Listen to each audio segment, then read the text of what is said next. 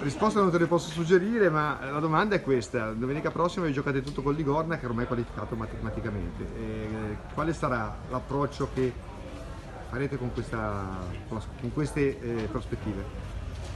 Intanto purtroppo, a differenza di altre domeniche, non dipende solo da noi. Ancora ho guardato poco il risultato, ma mi sembra che Rivasamba ha vinto, quindi Rivasamba è praticamente qualificata. La Fezzanese comunque teoricamente ha la portata alla partita e la Sestrese comunque è a 7 punti, noi 6. Questo vuol dire che siamo la squadra più indietro, quindi dobbiamo vincere e sperare che qualche risultato ci vada bene. E questa è la cosa peggiore, perché quando non dipende più solo da te, non basta preparare la tua prestazione, devi sperare anche in quella degli altri.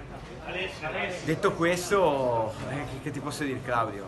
La partita l'hai vista, malissimo secondo me il primo tempo, però sono contento quantomeno di aver visto una reazione nel secondo che probabilmente se l'avessimo avuta magari in altre partite saremmo arrivati qua con qualche punto in più. Detto questo, niente, dai, ce la giochiamo, va bene così. Grazie Fabri.